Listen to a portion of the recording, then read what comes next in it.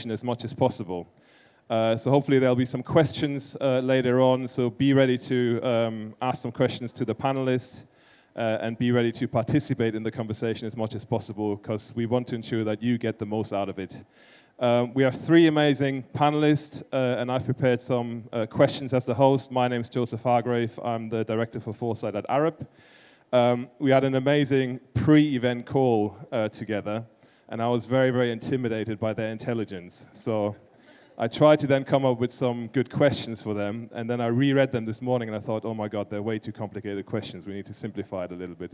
So we'll see how we get along, but hopefully you'll find the conversation interesting and stimulating, and yeah, be ready to ask some questions. So we'll start with a quick round of intros, and then we'll dive into the questions, and then later on we'll do some audience Q&A, and hopefully, yeah, see how we get along. So Melissa, why don't you start and introduce yourself?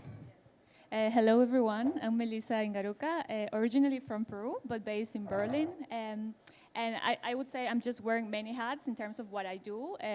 Overall, I think I navigate in a transdisciplinary space, trying to aim towards defining multi-species design. So I'm a bit in communities of nature resolutions. I'm also part of a Berlin-based community of biodesign that we work with fungi, and also part of the community of Foresight, which a lot of peers maybe are here today with us, connected to the School of International Futures. So yeah, some of these are my connections. Amazing, and make sure you put the mic really close to the mouth, and then it works perfectly. Hi everyone, I'm Adib Dada. I'm an environmental architect and a forest maker based in Beirut in Lebanon. And my work has been really about, started my career building habitat for humans, sustainable habitat, regenerative habitat. And over the last 5 years, it's moved really into engaging communities in building habitat for other organisms. So through doing community-led urban afforestation projects. And at the moment, really working on how do we bridge these two kind of seemingly separate things into building interspecies habitat. Hi everybody, I'm Johanna Hoffman. I'm an urbanist, I'm a researcher, and I'm a strategist. I work at that nexus between design, planning, fiction, and futures. I run an organization called Design for Adaptation. We combine strategic planning with speculative futures approaches, so the slightly more creative side of futures work, in order to work with clients, organizations, cities on more adaptive capacity. And I'm going to turn this off and switch with the microphone with you. All right, thank you all. So Melissa, we're going to dive straight in, and just based on the introductions, it's quite interesting. The question that is emerging a little bit is this idea of multi-species design, and I have to admit that before the call, the four of us had together, I didn't really know that much about multi-species design, but it seems to be something that is really starting to come into this space of urban planning and design, the idea of developing spaces and environments that go beyond the needs of humans. So, Melissa, could you tell us a little bit about what multi-species design actually is and why it matters, and maybe some examples? Yes. Thank you, Joseph. And before answering that, I think also I want to say why the question matters. And so for me, a lot of times I heard, and maybe some of you have heard, that we live in a crisis of imagination. And I actually think that we're facing something deeper, that we have a crisis of meaning. And coming from there, I think we really have to recognize how this nature-human dualism and these ideas of human superiority and exceptionalism, they are what have created our present. And also what they have shaped is the more modern cities that we have, that we know how they're expanding at the cost of the biosphere, climate change, loss of biodiversity. And so from that perspective, I think we are faced with the responsibility of really seeing what kind of seeds, what kind of ideas are creating these futures. And so that's kind of the umbrella where I started with that concern to look into what seeds of radical thinking I could find in terms of post-anthropocentric thinking. And so that's kind of where my connection to multi-species thinking started. And by the way, that has also different names. So maybe some of you have heard it as more than human thinking, regenerative sustainability also shares some ideas with that. But overall, I think as an umbrella, multi-species thinking is a call to embrace and care for the well-being of more than human or other Earth organisms, right? And not just in a paternalistic way, which I'm not sure if that's the right word, but actually to also consider the agency, their intelligence, and to work with that. And there are many challenges that come with that in reshaping urban design, for sure. So in a way, I always like to kind of make a summary of that as we need to design for nature, first of all, as nature and with nature. And so thinking for nature is quite straightforward. We need to take into account more than human species as the stakeholders of design, but not just design for them, but for cohabitation with them within cities. And then as nature means that we need to take into account their cognitive systems, because also the idea of what's smart in smart cities is super anthropocentric, right? We think of our intelligence as the peak of evolution, which is not really, from my perspective, is not really what it is. And so there's a lot of research, interesting research coming from sensorial ecology and more than human cognition that is teaching us how to connect with those worlds. And also thinking how other species experience the world, which is something that maybe later I'll share how I'm doing this in my own work, how these species connect with ecology through their own sensorial systems. And finally, designing with, I think that's more straightforward for people that are maybe doing interesting work in material research, biodesign, because there we are actually collaborating with the metabolism of a species, where, by the way, I would say that there's still a lot of exploitation in that area too. So also we should think not just from a utilitarian point of view, the design outcome that we get when we do biodesign, but actually how to create habitabilities for these other species in the things that we do. So all on this, just as an umbrella, maybe I will dig deeper with an example in the next round, but for now, yeah. Amazing, and you're going to explain post-anthropocentric later as well, because that's another one that I had to look up at least, I'm honest here. All right, Adib, COP is happening the next few weeks here in Dubai, a very exciting time, and you've been working on a project, you've been working on a pavilion for COP, and really, really keen to hear how perhaps multi-species design has played a role in that project, so tell us all about it. Sure. And so basically we are building a pavilion for COP28. It'll be the only pavilion that is not located at Expo City. So it will be one that is actually accessible to the public and inclusive. And it will be up for 5 months time. So that also kind of gives people the chance to interact with it. This is our first attempt to meaningfully bring together our kind of like architecture and building human habitats with building habitats for other organisms. So what we intended to do here is to, like pavilions are usually temporary, they're usually very wasteful. And so we really designed and thought about this as what is going to happen in its second life, So this is not something that's temporary and then that's going to go to a landfill or be recycled, And so that was very intentional. And so we started looking at talking to botanists, soil scientists, bird specialists, and all of that to understand what would it take to bring life back to a city such as Dubai, very urban environment, very manufactured urban environment, and degraded ecosystems.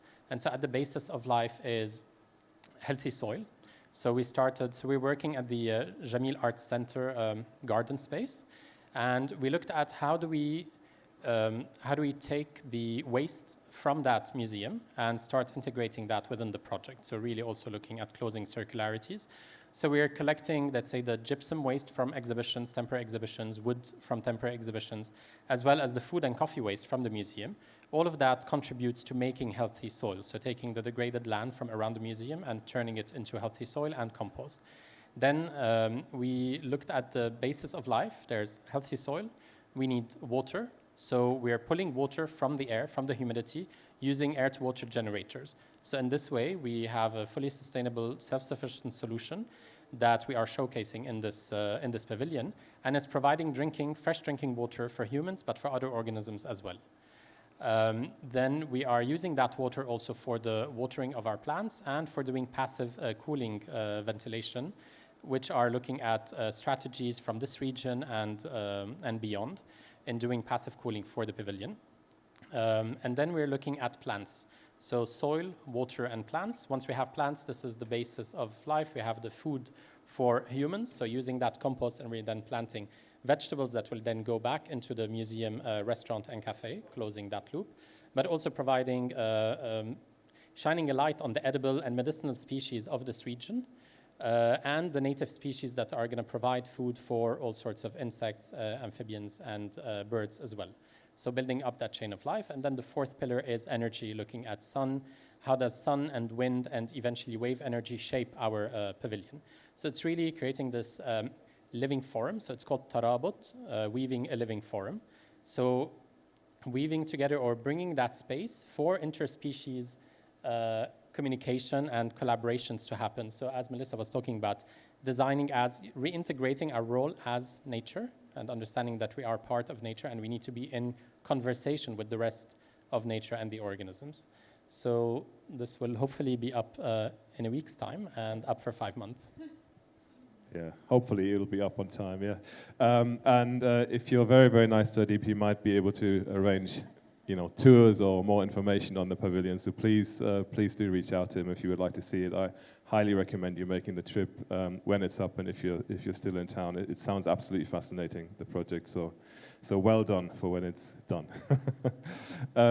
Johanna, what this kind of points to is this diverse need of both human actors, where we're becoming, more conscious of the diverse needs of humans, and now much more conscious about the diverse needs of non-human actors. And one of the things that you're very interested in is this notion of collective deliberation. Again, can you tell us what that means and what that might look like in practice, and how does that relate to what we've already heard? Definitely. So with collective deliberation, I'm sure I'm not blowing anyone's minds in saying that it's about reflecting on the decisions that we need to make in order to address the very serious issues that we're facing together. When we're talking about future trajectories of change and the decisions that we need to debate and deliberate regarding those decisions, we're talking about imagination. The future exists first in our minds. It's also a shared practice. Imagination very much exists on the intersubjective level. And so when we're talking about collective deliberation, we're talking about collective imagination. And what are forums for working with, deliberating on collective imagination? Speculative futures tactics are one way of doing that work. In my mind, in my opinion, on the basis of a lot of the work that I've done, the speculative futures space, the narrative space, the creative space that these tools provide us are forums for different kinds of intelligences to have a voice, to have a space in terms of articulating certain preferences or ideas about where the future could go. So what that looks like in practice can take a lot of different forms, and some of them are quite low tech.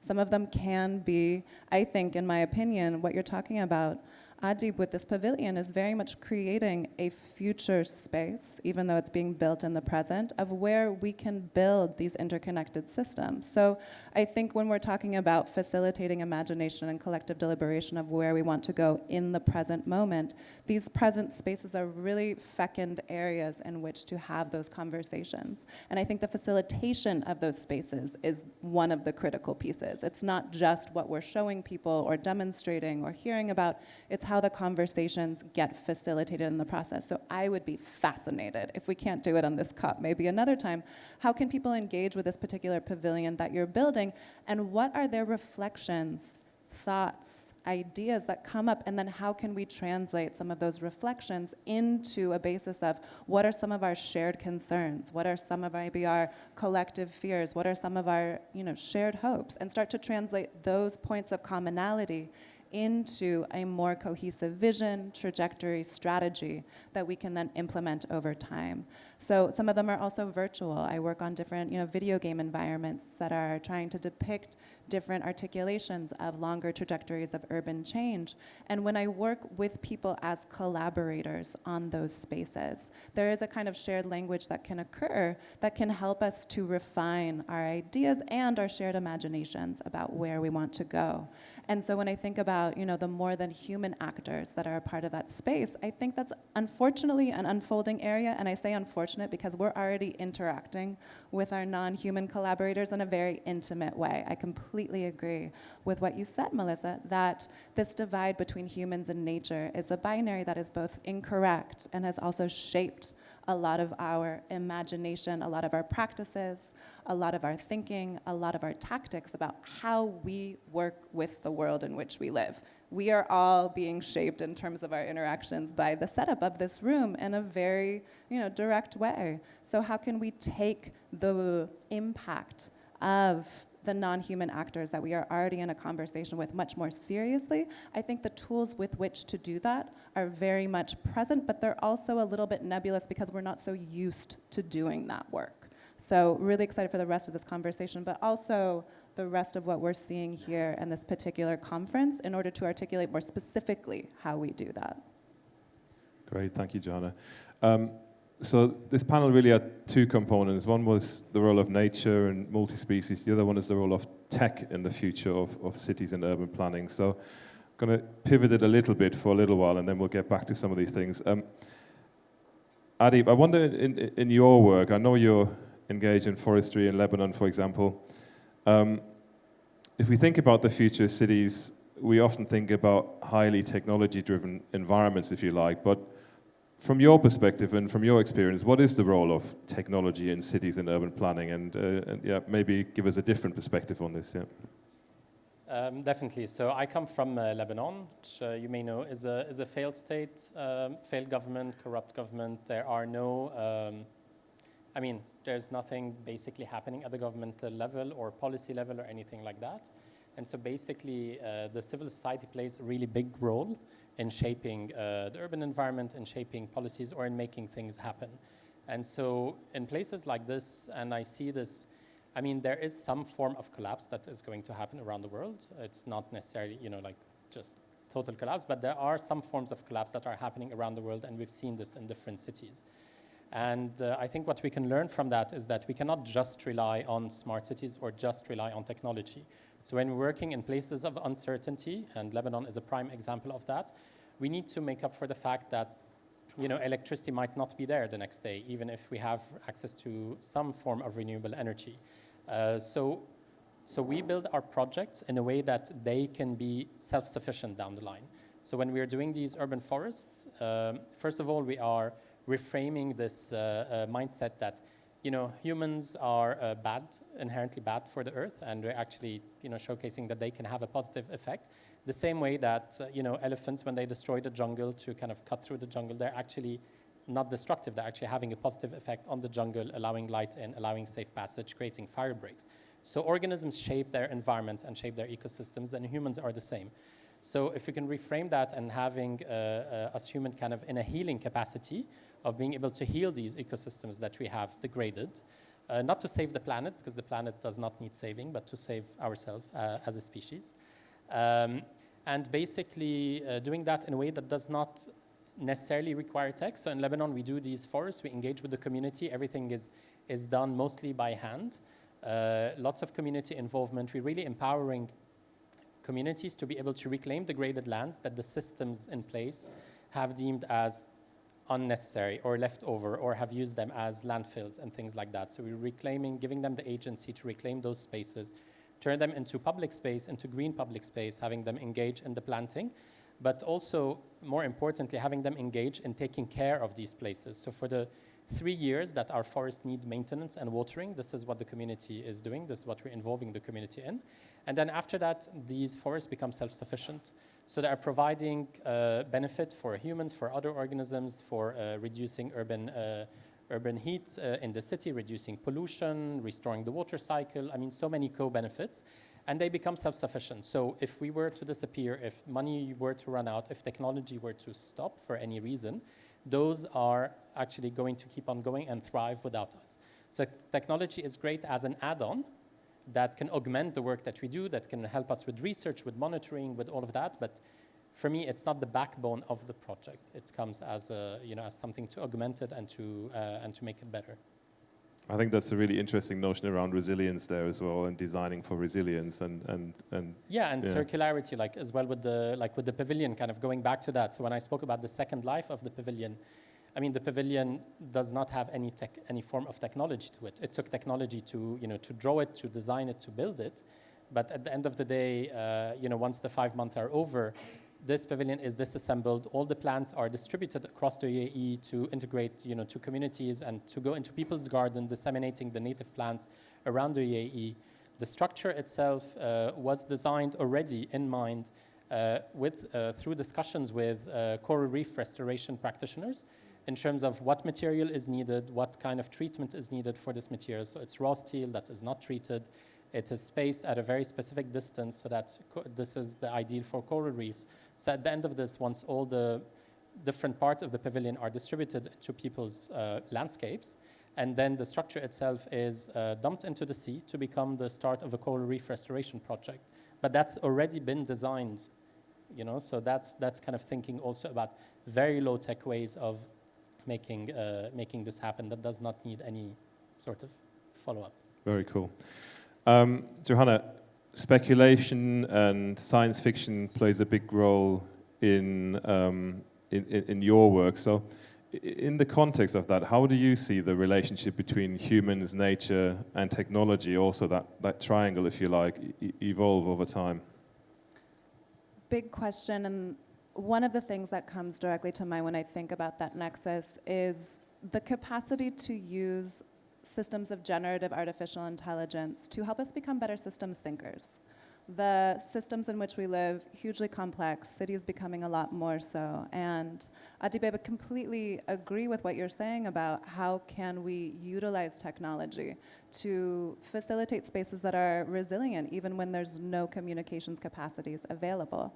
That said, when we are existing in those spaces where we don't necessarily have communications capacities, ideally we're still able to explore and understand and feel into the complex systems in which we engage. And that can be quite difficult when we are, you know, humans who are designed to think about the near-term dangers and issues that we have to handle in order to survive. So we are, I think, as our world becomes much more fast-paced in terms of its changes, in terms of its intense challenges that it's facing, and we, by extension, and as creators of those challenges, are facing as a result too. I think in order to navigate those challenges and identify solutions that hopefully won't create more problems when we implement them, we need to understand the systems in which we are interacting. I think artificial intelligence, generative AI, digital twins, these are not silver bullet solutions, but I think that they do offer certain avenues in which to explore how these systems are interconnected. Our telecom infrastructure is not just, you know, satellite communications, it's also undersea cables that are more or less the width of a garden hose. Those are really sophisticated, complex systems that ideally we need to be working with. We also need to be working with the, you know, socio-ecological systems of which we are inherently a part. So how can we be sensitive to the magnitude of those systems and our place within them? I think being able to visualize some of those aspects at the different scales in which they occur is one piece of the puzzle. What does that look like? I'm working on some different frameworks. I know other people here are also assessing what that can look like because, again, generative AI is not a solution in terms of a simple fix. I think being really attuned to how different algorithms are developed, who is doing the developing, for what purposes, how is particular aspects of data being both harnessed and also synthesized, hugely influential and potentially game-changing. So I'm both excited at the potential for how different tools like artificial intelligence, city spaces, natural systems can start to work together, and also hugely frightened. So we're at a very particular point of transformation, and taking these issues, these trajectories of change seriously, I think can be helped by becoming the better systems thinkers that we have the capacity to be, but it's quite challenging. And so how to help each other do that, I think harnessing these tools for those purposes can play a role in that process. Thank you. Technology is the answer, but what was the question? Is the famous quote by William Gibson. I think that, you know, we can continuously remind ourselves of that. Melissa, this is a question I have to read out because it's otherwise I will definitely get it wrong. But how can technology help us transcend post-anthropocentric design to actually reshape our material and cognitive relationships with nature? You'll have to go slow on the answer, I think, because the question is so complicated as well. But yeah, over to you. Thank you, Joseph. So I think something that is good to clarify from within this multi-species thinking is that we really shouldn't be turning ourselves against technology, but it's more to know that the problem we have is technocentrism. And I think maybe some of you would agree with that. And that's evident in many things. Just now we are sitting in the week of COP, and we see how the narratives of net emission technologies are coming together with our almost like an ability to bring those emissions down, right? So I think for me that the important thing is to frame the use and also the creation of new technology from within this critical view of trying to do it with nature, for nature, and as I said before, as nature, right? And then to explain this better, maybe I would just give the example of what I'm doing in this project called Endarken. And so maybe a lot of you already know that we have a problem of light pollution in cities, and I think the numbers are around 80% of the population of the world living under light polluted skies, and I think that's even 90% for Europe and America. And so if we just go with a technical solution, right, to address this challenge, we would say, okay, let's then have responsive light infrastructure, maybe change from white and blue, which is the most detrimental type of light for biodiversity, to red light, and all of that is for sure good, better than doing nothing about it, right? But then we come now with, let's see, what is the multi-species lens adding to this for the reflection on technology? And I would say what is targeting is the narrative of light and darkness at night. So when we think about that narrative, what we realize is that suddenly the story of modern cities is a story of the triumph of light over darkness. And so then we have pushed illumination as far as we can, that we kind of outshine the stars, and we're not able to even see the starry sky or the Milky Way, less our connection to nocturnal ecologies. And so from that point of view, when we want to then rethink what's possible to do to reconnect with darkness, with natural light, then we suddenly have other alternative scenarios. So maybe to phrase it, it's just not about reducing light pollution, but it's about finding alliances with more than human species and ecosystems to thrive together in darkness or in darker cities. And so with this mindset in Berlin, we were developing a few experiential scenarios, which is the idea of creating, for sure, the narrative, but then also bringing back that into tangible experiences for people. In this case, we're communities of designers and also citizens of Berlin. And I will just share 3 elements of that to see how that's also helping us with the reflection of technology. So the first one was the idea that we needed to heal from the... So this was 2050, so people had embraced darkness as part of the special design of the city. And so one element was that we needed to heal from the light polluted world. So we had the creation of these dark healing centers, as they were called. And people were going there we literally had a dark room where we put people, and you had a lot of bioluminescent lanterns, which were grown with fungi, with bioluminescent fungi. By the way, this was natural. We didn't modify anything like that, something we find in nature. There's a lot of glowing life that is just part of nature. And something that happened there is that the topic of healing became almost the idea of a technology, kind of a self-actualization technology that we needed to heal and look for alliances with these organisms, because the thing with bioluminescence, if you know about it, is that you need darkness to be able to see it. The same way you need darkness to be able to see the sky, right? So that was kind of a beautiful narrative, and it hadn't gone really far in a far future with technology. But then the other 2 scenarios, I also like, they were bringing the relation with technology a bit more. The second was performance of a dark fashion co-op. So again, with the idea there that we were fabricating wearable light, and it was about finding ways to decompose a lot of the waste that we had in the city in that scenario, and create textiles that would have either bioluminescent fluorescent mushrooms that we could grow, and people also were empowered to fabricate and knit these kind of textiles, speculative, but actually really possible with today's technology. And the third one was a bit like this also, but now with architecture. So it was the idea of a forest lab where people were recycling a lot of trees that in that scenario were the result of a heat wave impacting Berlin, and we had a lot of dead organic matter available because trees had died in that last heat wave. So those trees were taken to that lab, and from that we were inoculating with, again, bioluminescent fungi, which would decompose and create these bioluminescent architectures.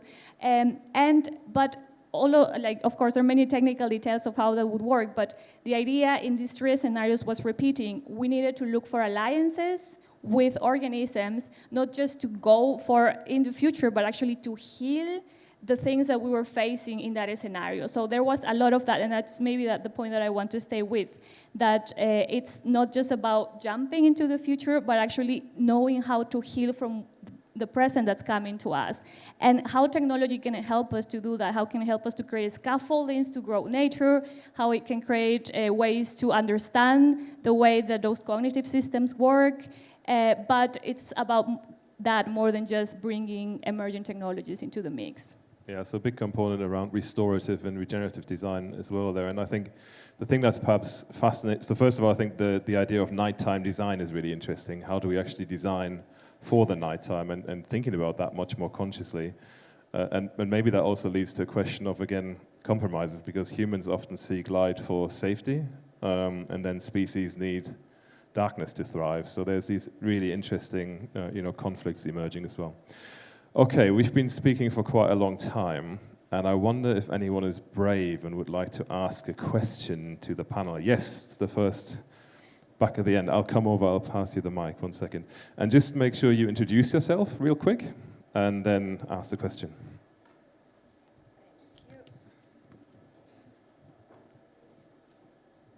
Hi, good afternoon. My name is Khulud Al-Atiyat from the Salama bint Hamdan Al Nahyan Foundation.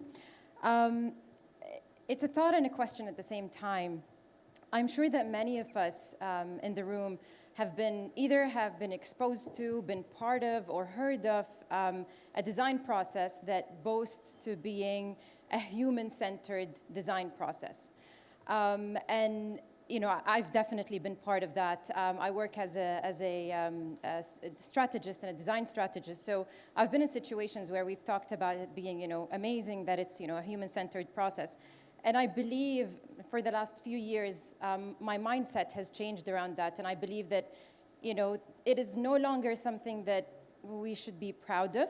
And in fact, it should be more about life-centered design. And there's definitely, a lot of work happening in that field already. However, the question is, if we were to move from a human-centered design, which is one of the reasons why we find ourselves in a lot of the situation that we're in here today, to a more life-centered approach, which considers all forms of life, not only human beings, at the center of it. How are other forms of life impacted? How are they, as you guys have been talking, how can we work with other forms of life instead of just for other forms of life? What would it take for that shift to make? Keeping in mind, a lot of it is about mindset changes, and mindset changes is one of the most difficult things to approach, because that then leads to behavior change. So any thoughts on how do we shift potentially from a human-centered design to a life-centered design approach? All right, and we'll go real quick, everyone. Make sure everyone has a chance to answer that question, because it's really fundamental. So Johanna, you go first, and then we'll go through the row. I'll do my best to keep what is a super detailed and amazing question, and my response to it very short. One way that we can do that very important work of changing, as you say, the mindset that is required to engage in multi-species collaborative design more than human design, I think is in what some people call the priming stage. How do we engage in a process? Because it's a process. It's not, a 1-2 hour workshop experience. What is a priming experience that can get us thinking in the mindset, in the priorities, in the language perhaps, of the species that we're trying to take into consideration or account? Some people do this work with trying to understand what, alien species might be, but they look specifically at different sorts of cetaceans, so animals that live underneath the surface of the ocean, different kinds of whales. They have different forms of communication, and there can be ways of priming our mindsets to try and understand what those forms of communication and therefore their priorities might be. And it can be as simple as listening to whale calls. Some people have used facilitation techniques that are about basically trying to like watch these animals through videos play with each other. What are their mechanisms of communication? What are their different devices for translating information as a result? So when we're trying to talk about shifting our mindsets, it's a very long process. Our ingrained imaginaries have been shaped over so many millennia for so many reasons. And when we're trying to challenge those assumptions, those norms, and how we see ourselves and our connections with the wider world, again, these interactive experiences of play, of exploration, of storytelling, which we can do through these different facilitated experiences, is a powerful point of departure, but it's a departure point.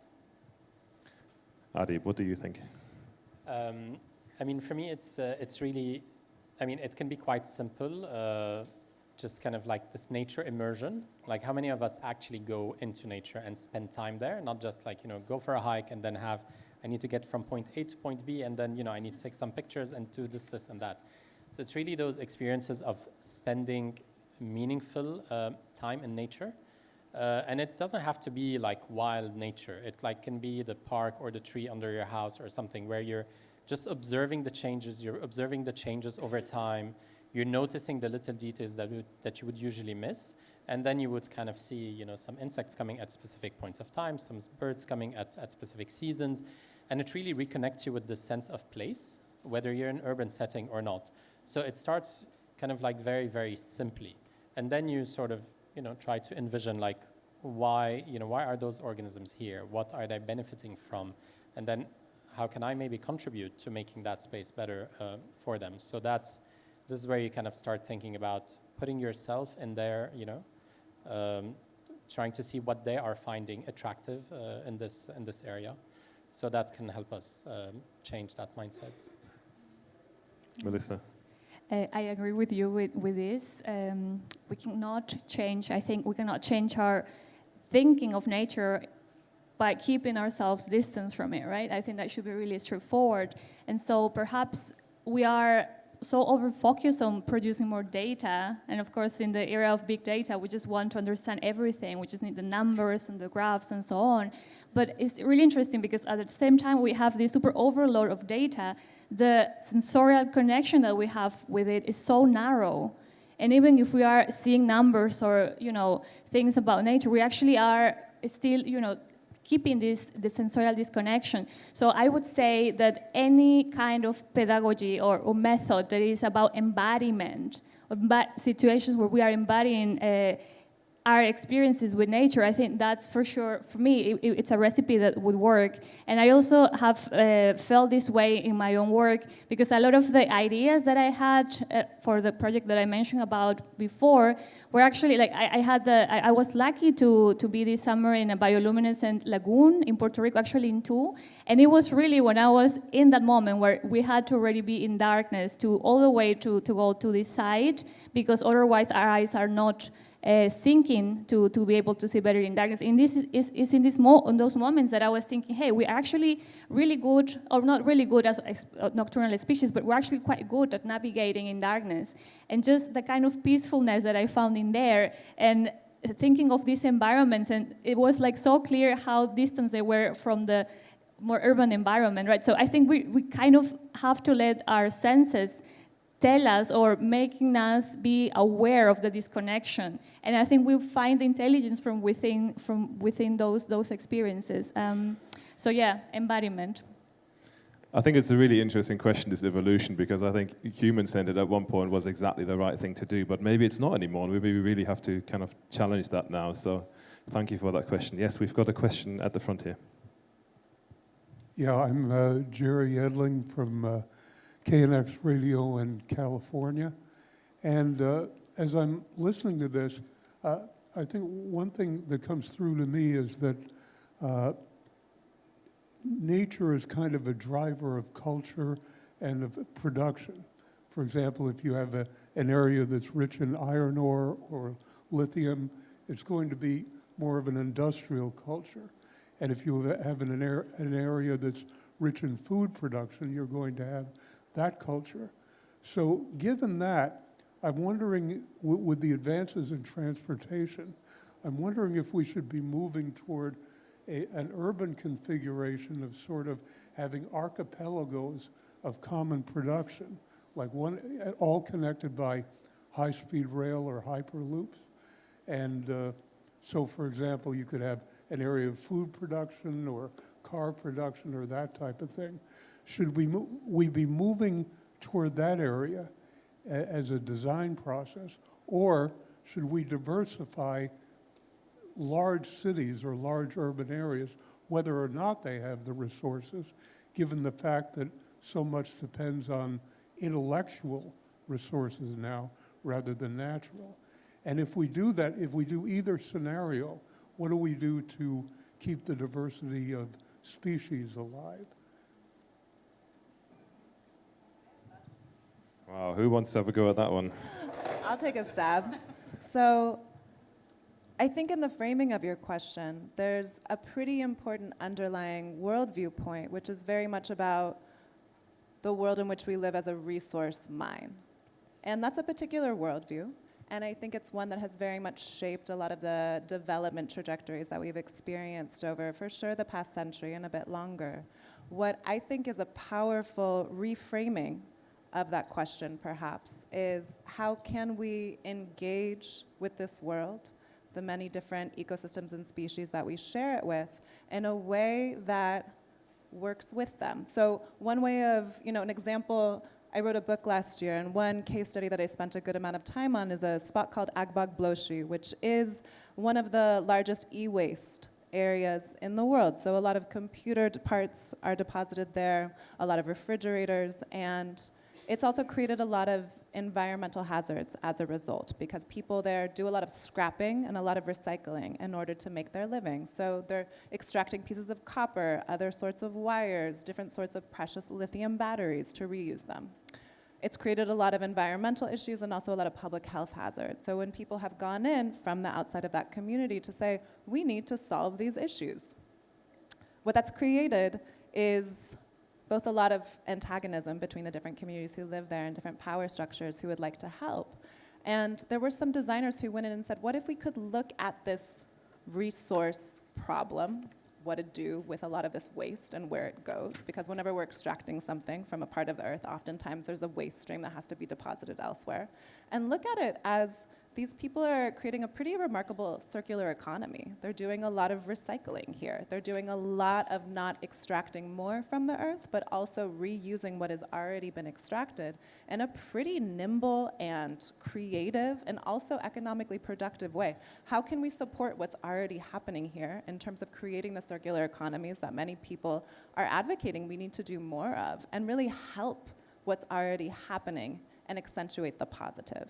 So when I think about trajectories of change that our urban systems could go forward to, it's really becoming better recycling centers. I think about this in terms of our human waste. We can extract a lot of resources from our feces. Huge, huge opportunities there. We can do so much to use the waste that we already create in terms of the lithium batteries that we are relying on for our renewable energy transitions, to be a lot more nimble in how we reuse that. So one way of answering that question. Anyone would like to add? And then we... No, Melissa? Okay. One final quick question, and then we're going to have to go to the last few bits. Thank you. Thank you all so much. Just wonderful work. One quick data point. Of the remaining biodiversity, 80% of it is stewarded by Indigenous peoples, who are only 5% of those remaining. So I'd love to hear your views on the role that Indigenous peoples and the wisdoms that perhaps we might have forgotten could teach us around urbanscapes. And second, I'm from Aotearoa, New Zealand, and legislation is now playing a role. The Wanganui River is recognized as having the same rights as a person. So how do we confer the living planet with the same kind of rights as we as humans have assumed? And what was your name? I'm Amanda Ellis from Aotearoa, New Zealand. Thank you, Amanda. Melissa, do you want to have a go at that? Yes, Yeah? I actually, I want to reply to the rights of nature element, because I'm not working on that field, but I have many colleagues that are. And I think for sure it's really important to bring those ideas, those paradigm shifts into legal frameworks. And so then there's also this, we should think not just of entities, I mean, I wanted to bring this comment, like entities as a plant or species here and there, but as processes. And I think I also was seeing this kind of shift in the narrative there. So there's a lot of things to still work on that realm in terms of narrative, but also into making it concrete and work and embedded at the scale of city and also all to the national level. As a little comment, there was also, as part of these scenarios that I mentioned, the idea of the right of nature to darkness. That was kind of one of the ideas that came up on the scenario. So it was super specific, and I thought like it was really like on the point. And to the other question of the indigenous worldviews, I do feel we have also responsibility. If we have been raised and educated in the Western thinking, we for sure, I mean, I'm for sure happy that there's this relational term and multi-species and other narratives are part of that, but I don't think it should be by any means then become another form of colonization. And for sure, relational thinking has been with us longer and has been embedded already in indigenous culture. So actually we should be learning from, but also not imposing the narratives that we come up with in the recent years, even within Western academy or so, yeah. Okay.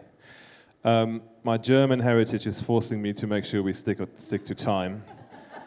So we're going to have a final quick fire round of questions, and this is like a 10-second answer max. So this is the challenge to the panelists now. But based on our discussions and based on this being kind of like an action-orientated forum as well, from each of you, what is the one thing you want the audience to do after this conversation or take away? Johanna, do you want to go first, then we'll go Adib and then Melissa?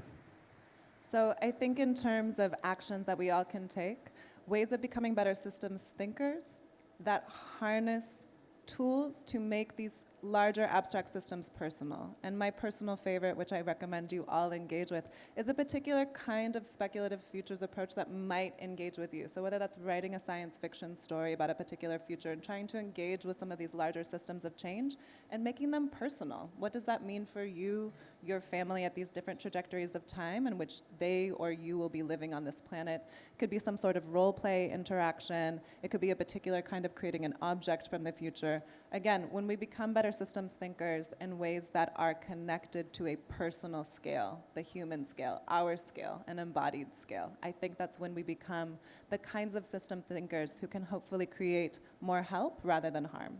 All right, so be systems thinkers is the first one. Adib? Maybe shift from kind of thinking about like, you know, globalization and all of these kind of big systems and how to solve all of these big issues, and really start to think about your own locality and really understanding your location, because you can make a lot of change at a small scale in your locality, and then that change can actually scale up and have ripple effects. So if each one of us were to kind of really think and understand their own localities, and then starting to make those little changes, those little ripples, and that's also very inspiring for other people to take on and then to eventually scale. So being hyper-local. Start local. All right, Melissa? Yeah, I was thinking if this work makes sense, as a tip to do an archaeology of your own imaginaries. I don't know if it makes sense, but kind of my idea is look at the imaginaries that you are coming up with, maybe when you think about the future of cities, and just to try to see how much of those are path-dependent on the worldviews that we're trying to transition away from. And I think this is really like, it's an iterative exercise, right? Because we are, of course, always evolving our thinking, but we need to be reflective in the process of doing so. And the other thing, I forgot, but... That's fine. And mine is listen to the advice of our wonderful panelists. That's easy. So thank you all so much for listening and engaging. Thank you to the panelists. Have a wonderful rest of the forum. We are around if you want to ask some more questions. I know we didn't get through all of the questions, but have a wonderful rest of the day, and thank you.